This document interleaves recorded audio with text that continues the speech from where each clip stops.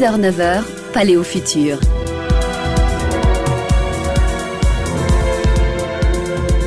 Antoine Droux, Laurent Haug. Laurent Haug, bonjour. Bonjour Antoine. Laurent Haug, vous êtes investisseur en technologie numérique. Vous êtes notre paléo-futuriste pour la première sur la RTS. Aujourd'hui, dans cette émission, on explore le passé pour mieux comprendre notre époque actuelle. On va parler de hacking, de piratage, des pirates et des codes, la vieille histoire du hacking. Aujourd'hui, on vit dans un monde de pirates. Warren Buffett a dit la cybersécurité est le problème numéro 1 du moment. Il y a une généralisation du web, des nouvelles technologies de l'information et de la communication, une explosion des objets connectés. Aujourd'hui, un humain moyen va se balader dans les pays les plus développés avec 5 ou 6 ordinateurs, des fois sans le savoir. Grande affaire de piratage dans les médias autour de Facebook avec Cambridge Analytica, qui n'était pas vraiment un hacking au sens technique, mais des données qui se retrouvent utilisées pour un usage qui n'était pas prévu, le hacking de Sony, paraît-il, par les Nord-Coréens, Yahoo, etc. C'est vrai qu'il n'a jamais été aussi probable que vous et moi soyons un jour ciblés par une attaque informatique.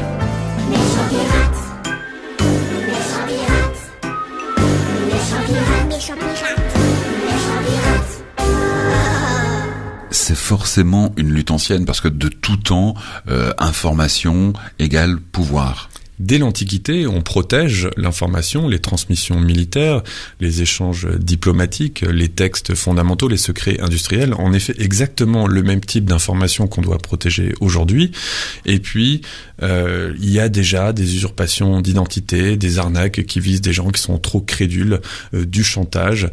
En fait, voilà, aujourd'hui, ce qu'on a, c'est que des versions numériques de crimes très anciens. Alors, retournons un peu plus en détail dans l'Antiquité. Vous nous emmenez 1600 ans avant Jésus-Christ. Le premier document chiffré connu protégeait un procédé de fabrication, une recette de poterie qui avait été sauvegardée, si on peut dire, sur une tablette d'argile irakienne. Et en fait, l'orthographe avait été modifiée, on avait enlevé des lettres. Donc voilà, pour protéger des intérêts économiques, on avait chiffré un texte. Ensuite, en 700 avant Jésus-Christ, alors ça c'est extraordinaire, c'est le sital grec.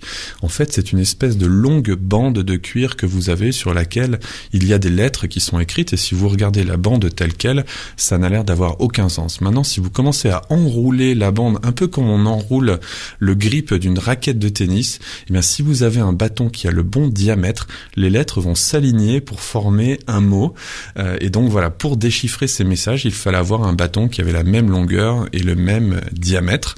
500 avant Jésus-Christ, Babylone sous Nabucodonosor, alors une autre invention très ingénieuse. On rasait le crâne d'un messager, on écrivait sur son crâne, on tatouait sur son crâne un message, on attendait que les cheveux repoussent, et à ce moment-là, la personne pouvait se rendre dans un lieu qui... Il faut quand même avoir le temps, hein, pour la technique du crâne rasé, le message urgent, ça marche pas. C'est ça, pour commander une pizza, c'est pas très pratique, elle va arriver froide, c'est sûr. Les Hébreux, eux aussi, avaient des techniques d'encryption. Alors, pour protéger les textes sacrés, ils faisaient des substitutions inversées. C'est un système tout bête. A devient Z, B devient Y, C devient X, etc. Ce médium a reçu une inscription, Étienne Blessebois de Blois, avec ensuite l'indication que cette inscription figurait sur l'avant-dernière marche de la tour nord de la cathédrale de Tours, en France.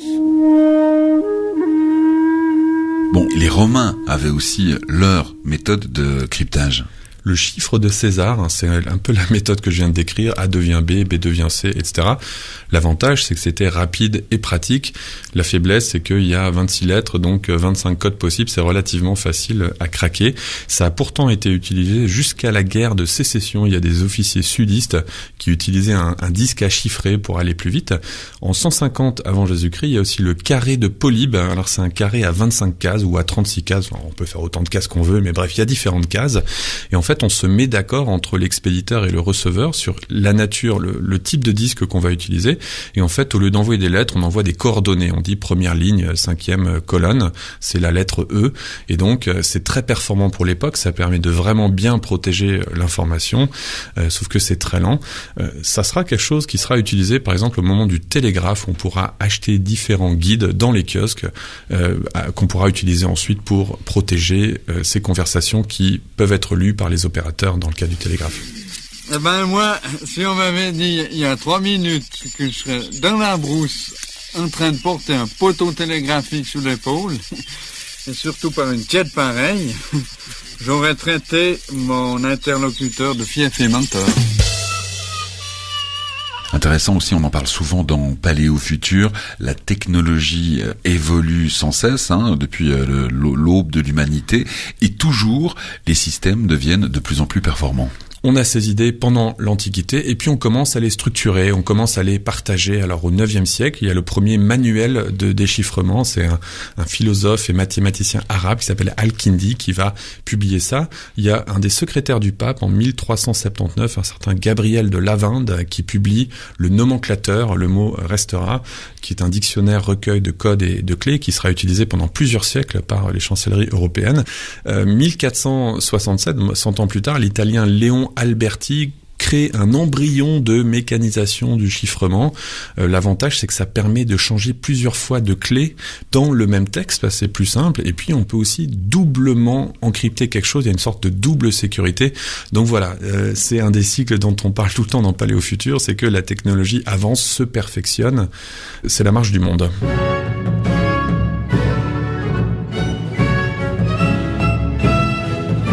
Dites-moi, mon cher, sous Louis XIV, encryptait-on aussi ? Vous parlez du roi Soleil, oui, Antoine ? Lui-même. Et oui, 17e, création à la cour. J'adore le nom de ces services, c'est les cabinets noirs, dans lesquels il y avait le service du grand chiffre, pour tout ce qui était hautement confidentiel, les affaires du roi. Et il y avait le service du petit chiffre, c'était pour la sécurité moindre. C'est un code qui a été créé par les frères Rossignol, et d'ailleurs, Rossignol, ça deviendra un mot pour décrire dans la langue française une clé passe-partout. Ça deviendra le nom d'un outil un peu magique, comme ça, qui permet de physiquement ouvrir toutes les portes, comme on va dire googler au 21e siècle, on va dire avoir un rossignol, c'est un passe-partout. Et donc il y a ces cabinets noirs dans lesquels on va ouvrir le courrier et encrypter, protéger l'information qui est une affaire d'État. On va retrouver une dualité qu'on a aujourd'hui dans un service comme la NSA qui doit en même temps protéger les conversations du gouvernement et en même temps aller décrypter celles des autres. Ce système, pourtant, il va tomber en désuétude pour une raison d'ailleurs très intéressante, Laurent. Le décès des frères Rossignol. Alors c'est comme si aujourd'hui votre directeur informatique passe sous un bus et il a dit son mot de passe à personne. Ah oui. On ne va plus pouvoir accéder au serveur. C'est ce qui s'est passé avec les frères Rossignol. En fait, plus personne n'a été capable d'aller déchiffrer ce que eux ont encodé. Ils sont morts avec leurs secrets. Et ça n'est que 100 ans plus tard qu'un militaire, un certain Étienne Bazery, arrivera à casser le code de chiffrement des frères Rossignol. En fait, une des grandes idées, c'était que les symboles encryptés représentaient des syllabes et pas des lettres, donc on cherchait au mauvais endroit. Ce Étienne Bazery arrive à casser le code et d'un seul coup, toutes ces archives qui avaient été encryptées sous Louis XIV redeviennent accessibles. Étienne Bazery s'intéresse à ces codes. Pourquoi ? Parce qu'il reçoit une lettre encryptée autour de cette fameuse histoire de l'homme au masque de fer. C'est pour ça qu'il essaye de casser le code. Il pense que dans la lettre encryptée qu'il a reçue, il y a le secret sur qui est cet homme au masque de fer. Pendant 16 ans, il a reçu une éducation de gentilhomme. Oui, et les 6 années d'après, il a vécu sous un masque sans savoir pourquoi. Ce qu'il sait aujourd'hui, c'est que tous ceux qui auraient dû l'aimer l'ont dépouillé à jamais de ses droits et qu'ils l'ont plongé dans la solitude et le malheur. Quel est l'impact de la révolution industrielle, de la mécanisation de la société dans tout ce domaine de l'encryption à l'époque ? De nouveaux moyens de communication vont apparaître. Le télégraphe optique, par exemple, des frères Chappe, c'est un réseau de sémaphores qui donc permettent de relayer des messages très rapidement avec un système de bras articulés qui a 196 positions différentes. Au départ, c'est réservé à l'État, on fait passer que des informations militaires, et puis c'est ouvert au privé en 1824. On voit ici un cycle qui est assez connu dans le monde de la technologie. On va commencer à faire passer des ordres de bourse, des informations commerciales.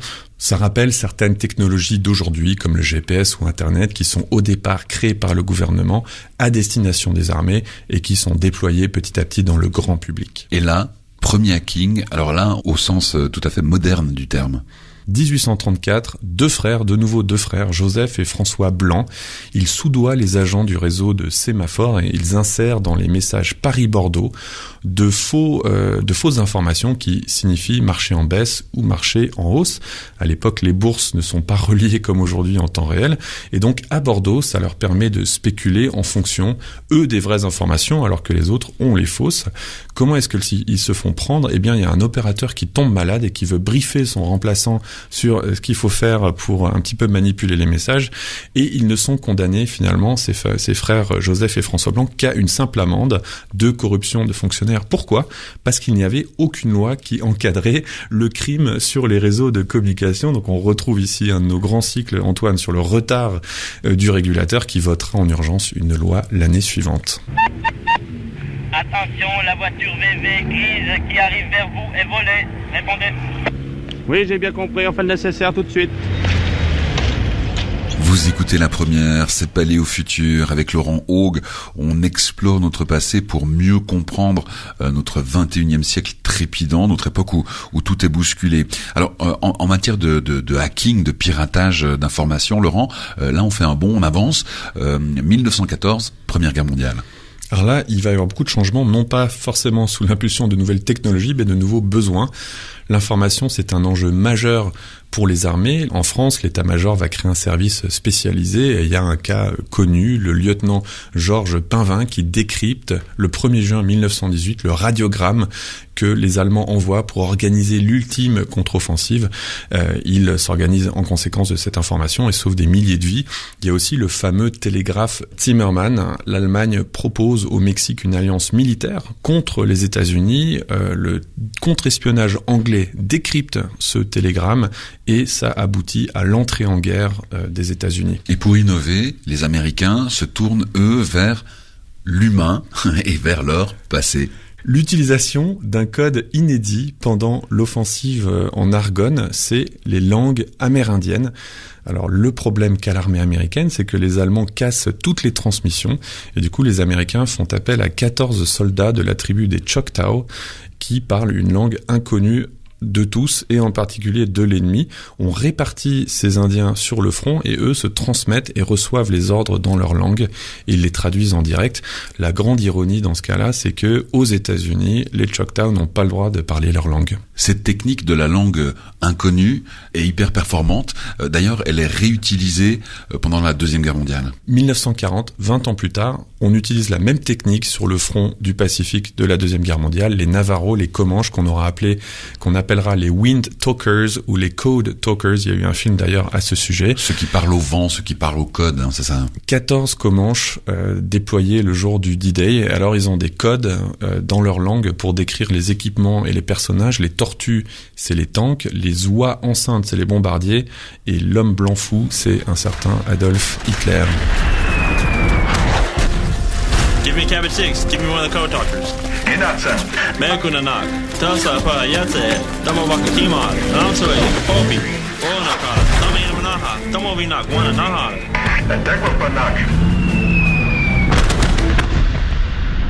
Bon Laurent, évidemment ces Indiens ont joué un rôle très important, mais malgré tout ce retour à l'humain, à ces langues inconnues reste anecdotique dans la grande histoire de l'encryption, parce que la guerre mondiale a vraiment ancré la mécanisation généralisée de la cryptographie.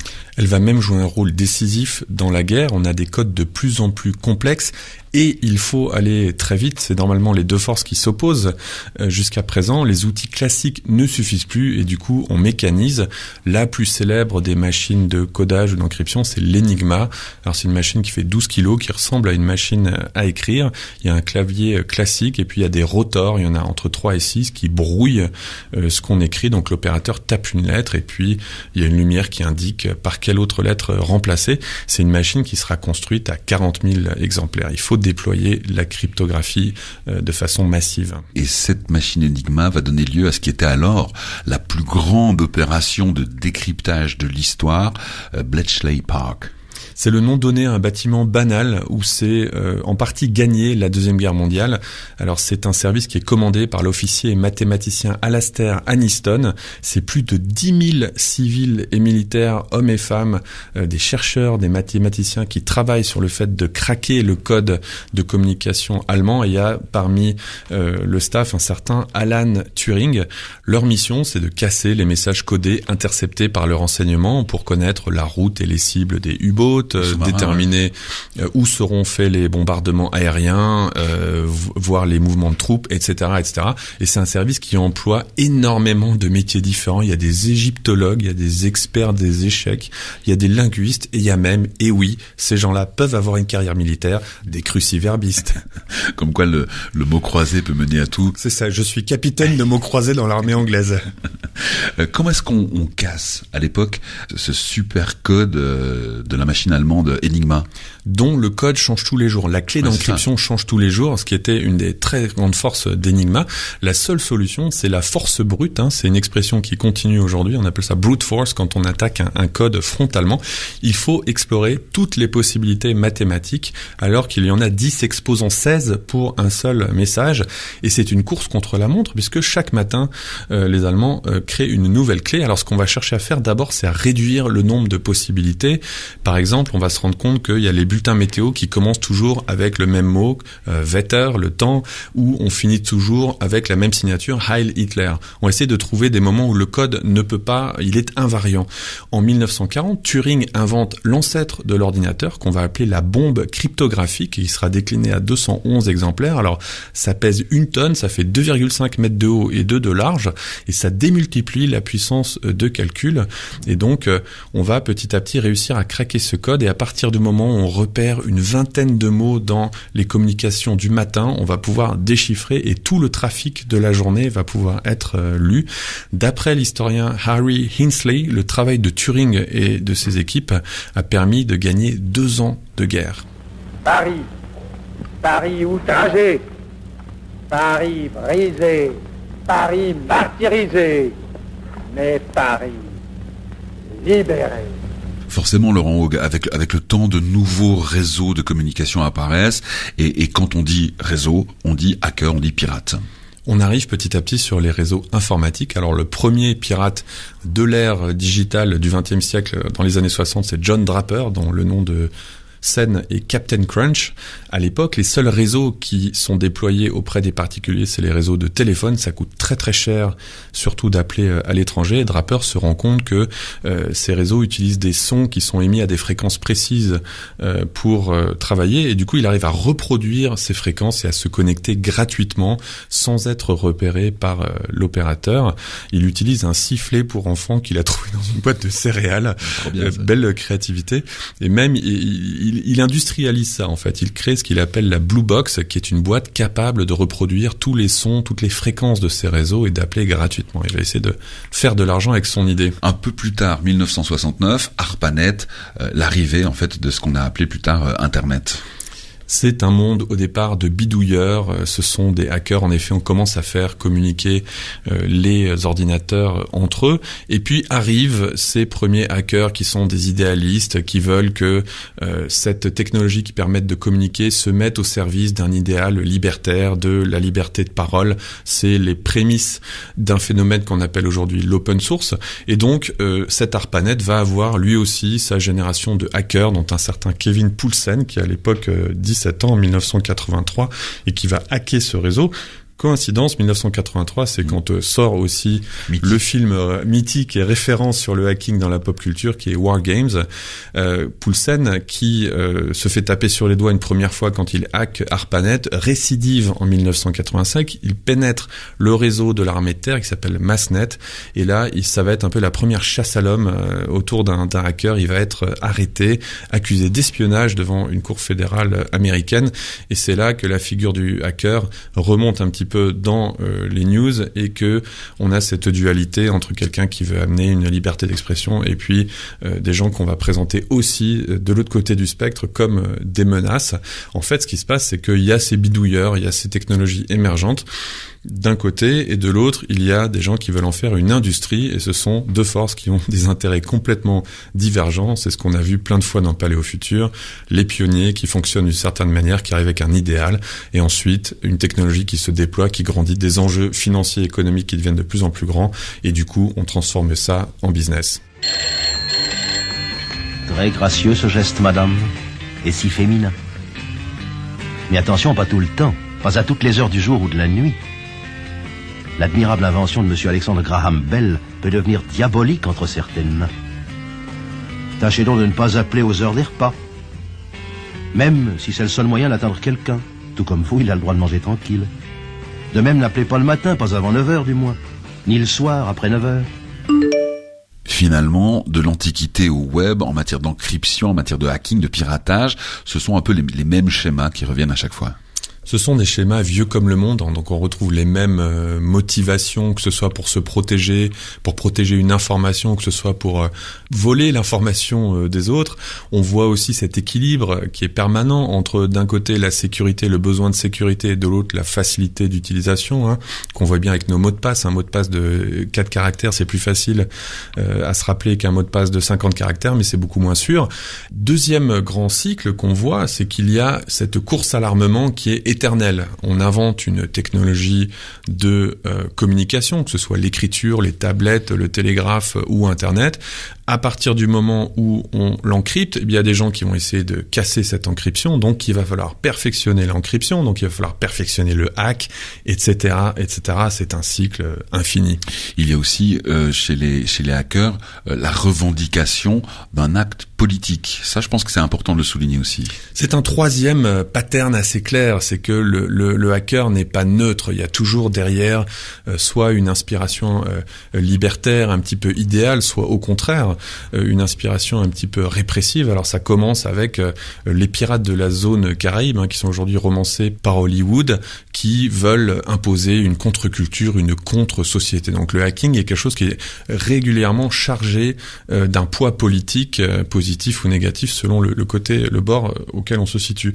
Il y a un autre phénomène qui se répète, c'est que les criminels d'hier deviennent les experts d'aujourd'hui. Alors Kevin Mitnick, qui est aussi consultant en sécurité après avoir été un hacker, et il y a un cinquième schéma qu'on voit beaucoup se répéter, c'est ce passage entre les individus et la niche, aux États et à la masse. C'est-à-dire que c'est un schéma d'innovation typique. Il y a des gens qui inventent une nouvelle technologie, ils sont assez peu, arrivent ensuite les innovateurs qui vont déployer cette invention dans la société, et puis au bout d'un moment arrivent les États, arrivent les gros acteurs qui eux vont arriver avec d'autres intérêts, qui vont vouloir industrialiser, déployer à très très grande échelle. Plus ça change, plus c'est pareil. C'est l'éternel jeu du chat et de la souris. Selon le moment où on est, il y a soit la personne qui veut protéger l'information parce que la technologie vient d'être inventée, elle n'a pas encore été hackée, qui a l'avantage.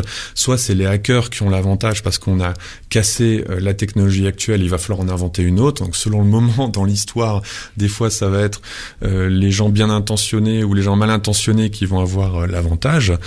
Finalement, ça vient tout le temps, donc on peut presque se demander si les pirates n'ont pas quasiment une fonction sociale de montrer où est-ce qu'il y a des failles, ou d'être un contre-pouvoir contre les grandes organisations étatiques ou business.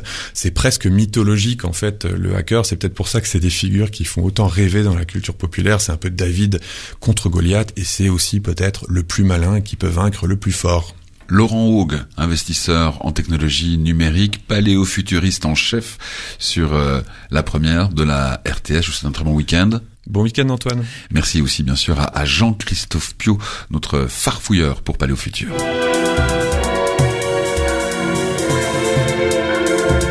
Paléo Futur sur la première.